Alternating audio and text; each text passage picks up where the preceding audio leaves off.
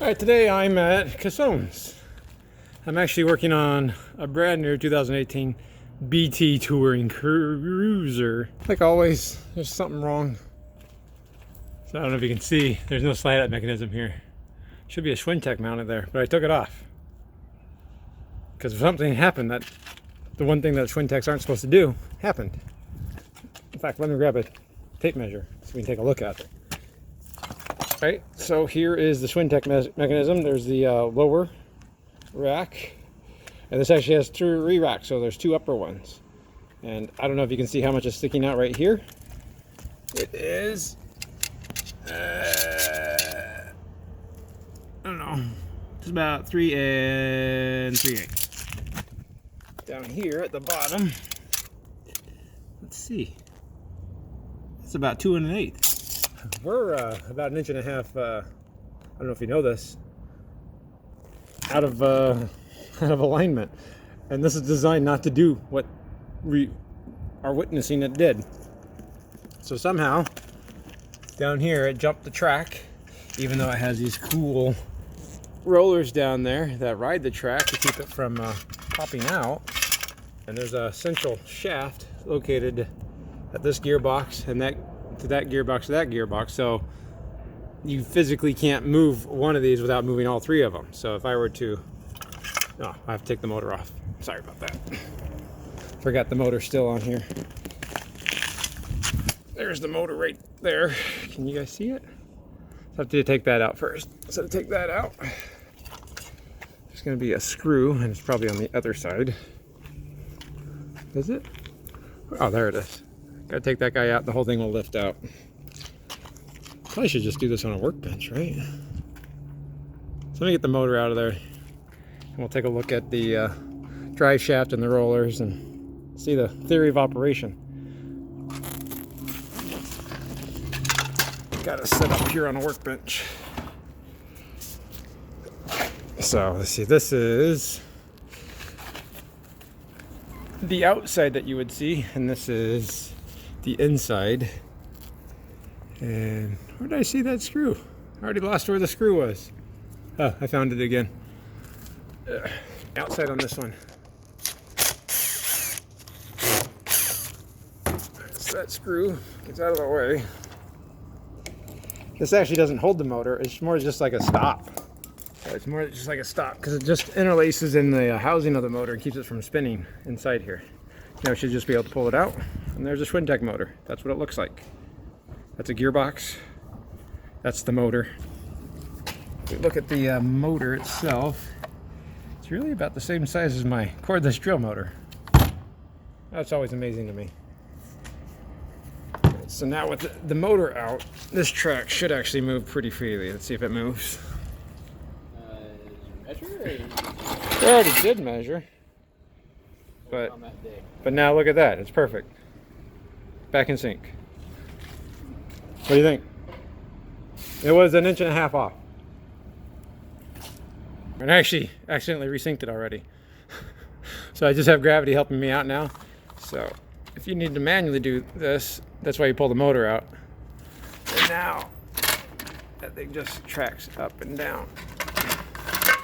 But if one's moving, all of them have to be moving. Because these are all built on top of each other. So you need like to take out pins in order to pull this all out. This is what the block itself basically looks like. Yeah, right there. So the block is right here. And the gear is captured right in there. And that shaft is actually like a hex shaft. And so it can't turn, it engages everything. And then that roller right there rides on that groove right there. And then that broken guide on top rides on that little lip right in here. So that could have been binding up a little bit. But I think the biggest problem was that the slide itself wasn't supported very well. These rollers are just alignment rollers. They're not supposed to carry any weight of the slide out. They're not really, so if you have the slide out weight on this, eventually it's going to torque and break. So that's why there's rollers underneath the slide out. Let's go take a look at those. So we come back under here and take a look. without jeopardizing my finger. There's a roller, and this slide out's supposed to rest completely on that. All the weight is supposed to be on these rollers right there. If I go inside,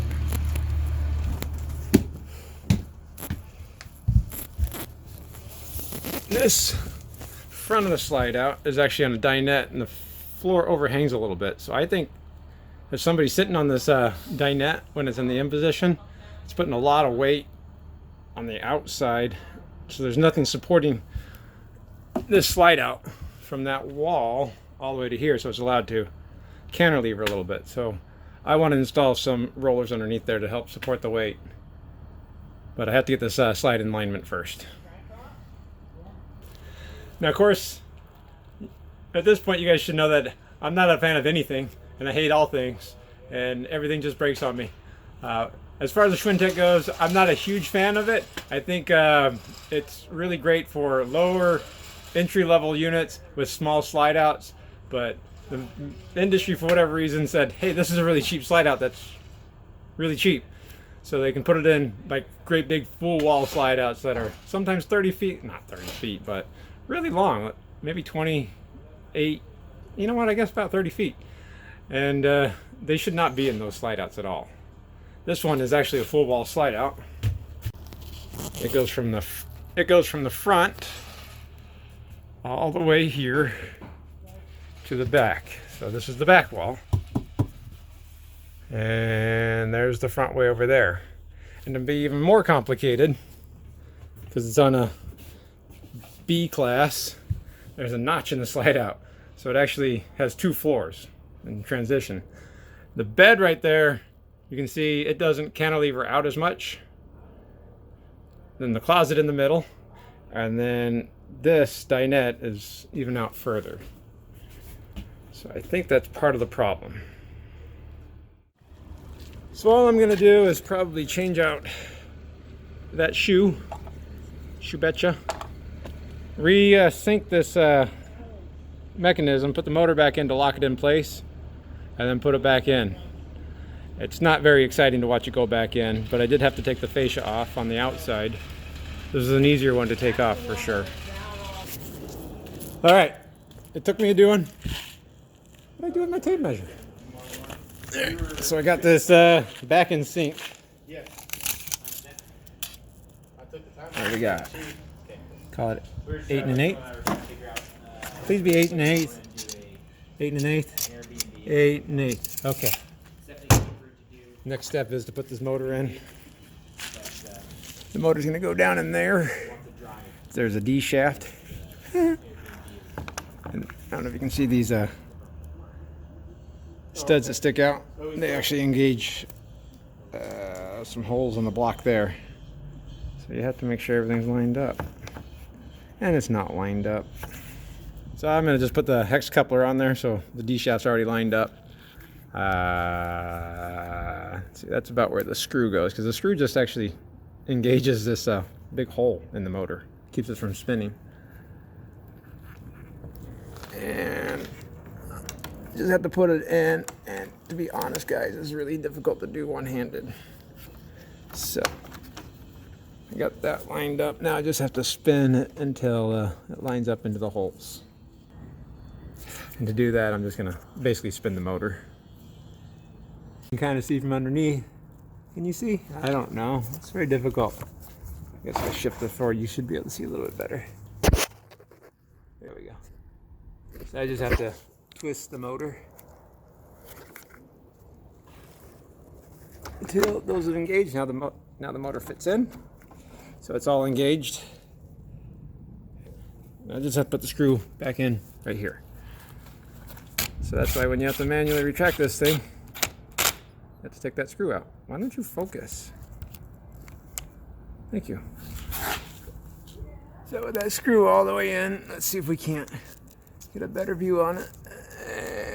Oh, there's the camera. So there's a vent on that motor housing. So the screw's just going in there. That's all it does.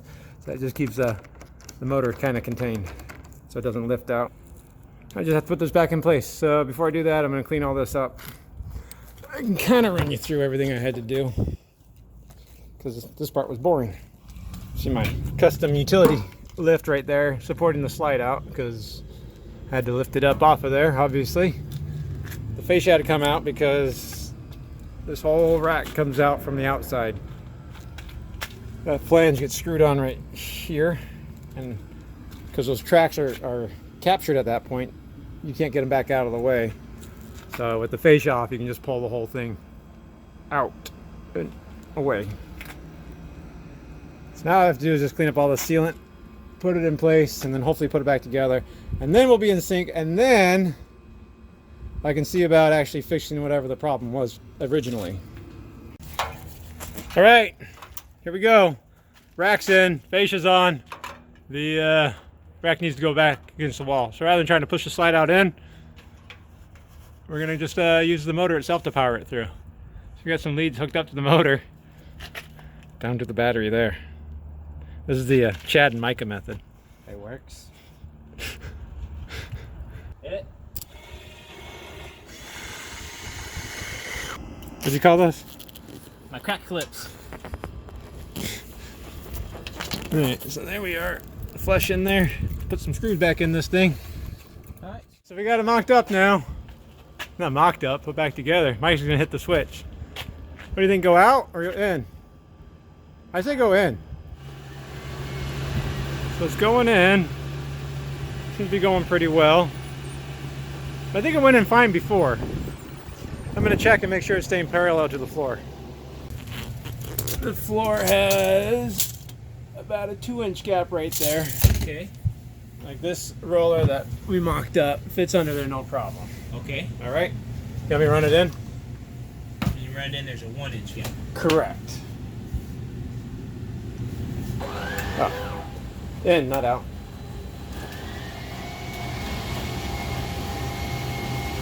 You So- can't put a roller in there. Well, I think it's doing what I was afraid it was doing. Going down because the whole thing's crooked around the floors. Yeah, it's sagging. And so too much is being supported by the outside. Outside bearing, outside roller. Right. The only way to do that would be to mount it to the bottom of the slide out. Right, or the floor like I wanted to do. And now it's only 1 inch. Now with it all the way in, we're at 1 inch. And that definitely doesn't fit underneath now. So what if you ditch the ply? But, What if you ditch the ply? well, this is should be the Hold same on. height that the outside roller But is. that is not going to be on the bottom of the floor. It's going to be way back here. Right, it'll So this be gap, what's the gap? it'll be right about The gap right there is Here. good right now, Right. right? So then it doesn't matter because it'll just right. That's change. my plan, is to have it as far away from the wall as I can, but still be underneath the dinette when it's all the way When it's out. closed or it's open. Yeah. Right. So then it'd be fine because even if it does go down It's at least supporting it a little bit. more, Right.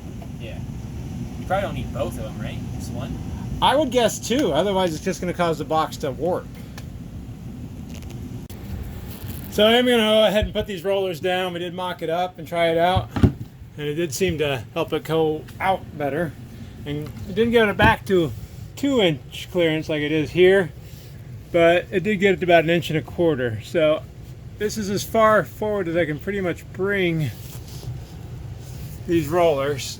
So they're still hidden when the carpeted track cover goes back on right here. That'll go over the top, so it should pretty much be hidden.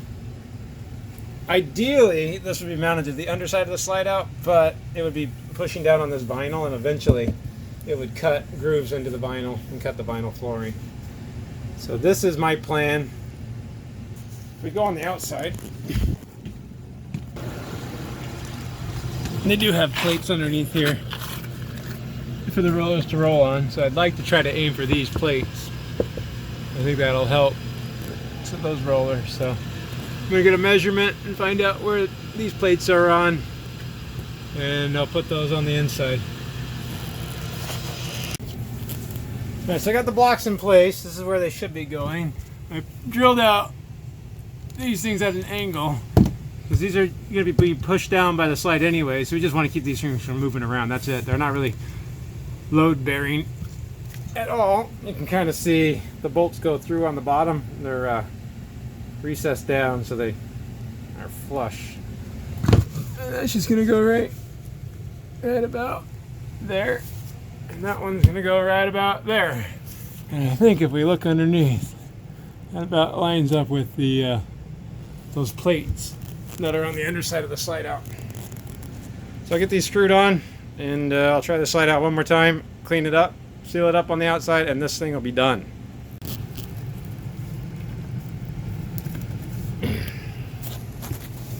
I'm just using these 1.5 washer-headed pocket screws to screw this down. Alright, so that should keep it from moving at least. Should all be hidden underneath the slide out. So now it's just a matter of running the slide out in one last time. What do you think the chances are? Is this good? Who knows?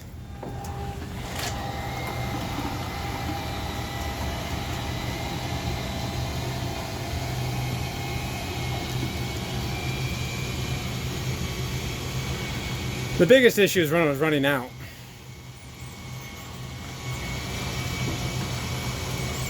And obviously you want to be level when you're operating the slide out.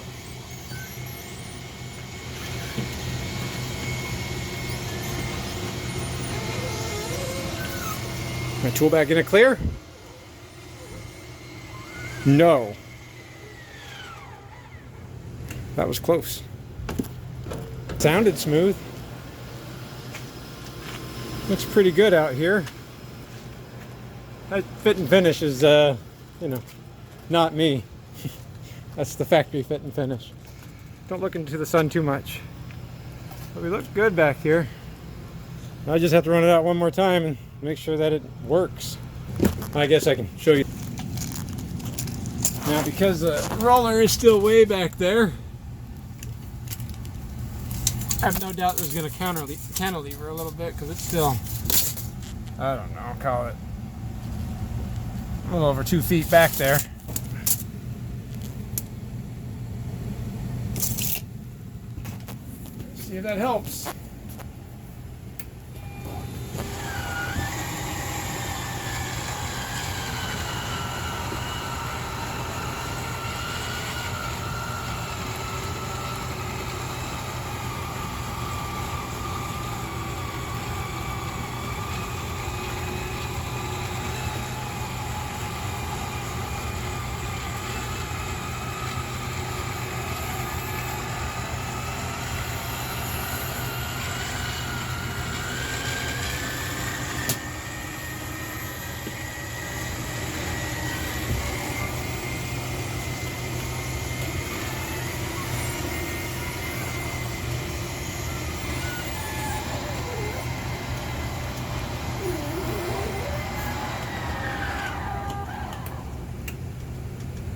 Alright, I'm calling that good, guys. Not great, but I didn't design this whole thing. Who knows if this is really doing too much. I know that's not touching there, but I think this one, when it comes in, it does start to touch because it dragged that whole thing in. Alright. Well, that's it, guys. I'm going to call this good. I just have to put some stuff back together, seal the outside. That's all boring stuff, pretty straightforward. All I know is that it's working. As good as the factory had it working. And I'm calling that good. Schwintek slide out, triple rack on it. It sounds like it's still laboring a little bit on the front, but without completely redesigning this, I don't see an issue anymore. It is technically working. This should not be a full wall slide out with a Schwintek slide out. I would stay clear of those if I were you. So quick update, those rollers didn't work. Big surprise. I ran it in and out like 3 times. And yeah, like you heard me, I wasn't too happy with it, but it was working. But the last time I tried to run it out so I could seal everything up, the thing just would not move. I had to like inch it back and forth just to get it to go. And so I came up with a couple different plans. None of those seemed to work. The best plan I came up with was taking the roller from off the floor and putting it on the bottom of the slide out just like I wanted to all along. It performed best when it was right here. but this is vinyl flooring, and the more pressure that little roller puts on there, it's just like rolling bread dough. It starts to buckle this vinyl flooring to the point where I think it's either going to tear it or dig in the roller into it. I don't know if we can see the shadow of it. It's probably back there. So with a lot of different experimenting, moving rollers, that was the worst position, even though it did the best performance as far as biting into the flooring, because that's the lowest point, and that was putting a lot of pressure on the flooring. And so I kept moving it back. So instead of being here, I moved it here to here. So now it's right about, we'll call it 6 inches back. See it? There it is. So it is on the vinyl flooring, which I don't like, because driving down the road it's going to be hitting that, but this slide does not move unless I get the pressure off of it and get this slide out floor parallel. Because what we were looking at is, this is the slide out floor, a cross section of it. This is where the actual roller is. Do it that way so the other roller doesn't get in the way. Should be parallel to the ground like this the entire way going in and out. But because the roller support was right there, it was cantilevered out. So when it comes in, it's really angled against the opening there, and it binds up the racks and starts putting too much pressure on those racks on the outside on the Schwintek. So we have to keep it fairly level, but I was hoping those the rollers mounted to the floor would solve that problem, but they apparently did not.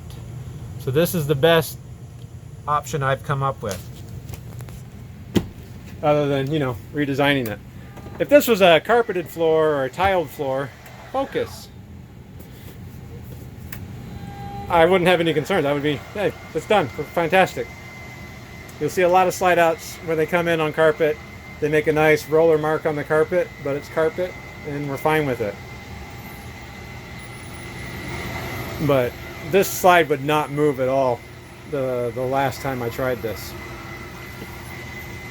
It was almost back to where it went, and I think that's why it slipped the tooth so bad, because it was binding up that bad. So this is the best I got. I'll make sure that the customer's happy, and I think that's all I can do at this point. I've been really late in the day. I shouldn't be working right now. So there you have it. Thanks for sticking out with me this whole time and not giving up. I wanted to give up. Schwintek slide outs. The best.